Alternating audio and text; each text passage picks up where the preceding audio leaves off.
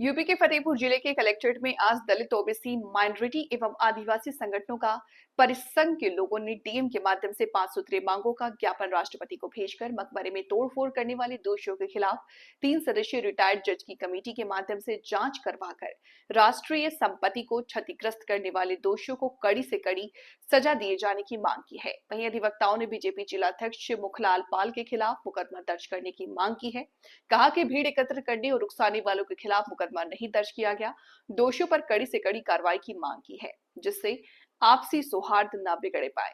वहीं डोमाश्क के जिला अध्यक्ष मिस बहुल हक ने कहा कि आज उनके संगठन के माध्यम से 5 सूत्रीय मांगों का ज्ञापन सौंप राष्ट्रपति से निष्पक्ष जांच करवा करके दोषियों के खिलाफ कार्रवाई की मांग किया गया है। मांग की आपकी और राष्ट्रपति को ज्ञापन जो भेजा है, क्या मांग है इसमें? हमारी मांग है कि 11 तारीख को प्रशासन के स्तर से जो निरोधक कार्रवाई की गई, प्रशासन के जो जानकारी में था, निरोधक कार्रवाई करने के बाद जो असामाजिक तत्वों को जो भीड़ आई, उसने जो ऐतिहासिक स्थल उस आबूनगर रड़ैया में मौजूद है, वो प्राचीन स्मारक पुरातात्विक स्थल एवं अवशेष अधिनियम 1958 और पुरावशेष तथा बहुमूल्य कलाकृति अधिनियम 1972 के अंतर्गत ऐतिहासिक इमारतों के साथ छेड़छाड़ की गई है। वहाँ उसमें जब गए हैं तो उन्होंने जो है उसमें तोड़फोड़ की है, जो मज़ारें हैं उनको क्षतिग्रस्त किया है। तो उसका जो है इन अधिनियमों के तहत उसका जो है उल्लंघन और पूरे जो सार्वजनिक जीवन है जनपद फतेहपुर का,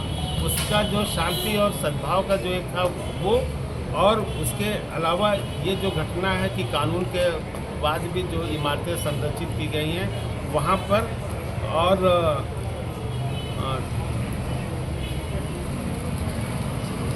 हैं उनके खिलाफ जो धाराओं पे मुकदमा दर्ज हुआ है, क्या वो गिरफ्तारी की उसमें आ रही कि नहीं आ रही? देखिए, जिस तरह से वो एफआईआर दर्ज कराई गई है, इसमें कुछ नेम्ड पर्सन है, बाकी अज्ञात में दर्ज किए गए हैं।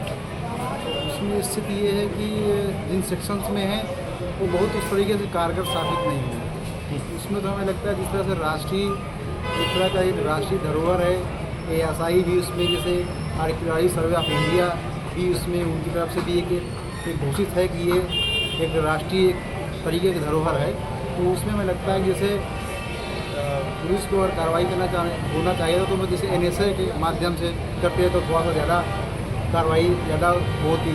अब उसमें अब ऐसे लोग हैं जो सांप्रदायिक सौहार्द बिगाड़ने की कोशिश कर रहे हैं। तो हमें नहीं लगता कि हमारे जो एक गंगा जमुनी तहजीब के हिसाब से हमारा फतेहपुर जिला हमेशा इस चीज़ को लेके ऐतिहासिक धरोहर भी रहा है, जिसमें वो उन्होंने इस चीज़ को कहा भी है कि कभी भी इस तरह की चीज़ें नहीं हुई। ये पहली बार हमारे इस जीवन में मैं कितने साल का हो गया हूँ, पहली बार सुन रहा हूँ कि इस तरह की यहाँ सांप्रदायिक सौहार्द बिगाड़ने की कोशिश की जाती है, जिससे कि आने वाले समय में काफ़ी आम जनमानस के मन में डर बैठा हुआ है कि क्या ये चीज़ें ऐसी भी यहाँ भी हो सकती हैं, इसकी संभावना कभी भी नहीं यहाँ थी। तो हमें लगता है कि उसमें जो भी पुलिस की तरफ से या जो भी प्रशासन की तरफ से उन अराजक तत्वों के खिलाफ सख्त से सख्त कार्रवाई करनी चाहिए, ताकि इस तरह के भविष्य में इसकी पुनरावृत्ति ना हो। क्या नाम है आपका? मैं एडवोकेट संदीप कुमार साहब।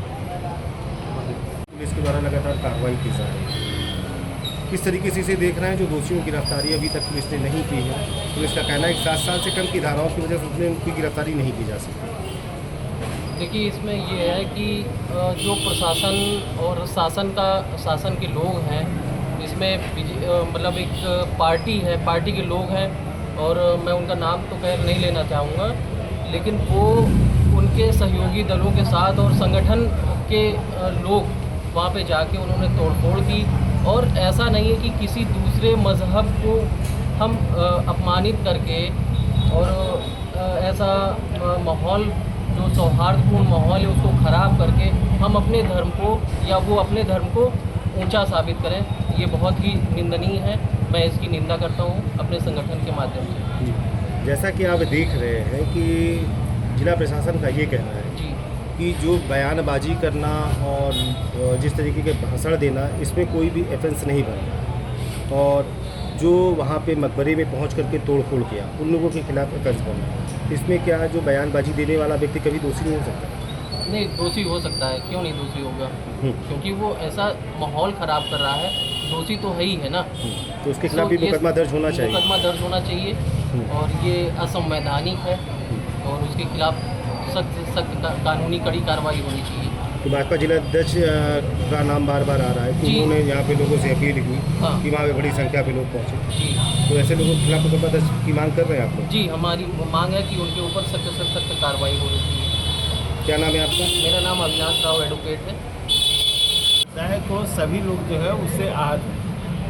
दोमा दलित, ओबीसी, माइनॉरिटी और आदिवासी जो परिसंघ है ऑल इंडिया लेवल का, हमारे डॉक्टर उदित राज जी उसके जो पैटर्न है वो क्षोभ व्यक्त किया गया है। और इसीलिए जो है जिलाधिकारी महोदय की तरफ से हमने एक ज्ञापन राष्ट्रपति महोदय को दिया है कि सुप्रीम कोर्ट के जज से इसकी निष्पक्ष जांच कराई जाए और उसमें जो भी दोषी हैं इस तरह के लोग जो है उसका प्रशासन के पास होगा, क्योंकि सारी गतिविधियों का उन्होंने कार्रवाई के लिए आश्वस्त किया हुआ है, तो उस पर जो वो कार्रवाई करें।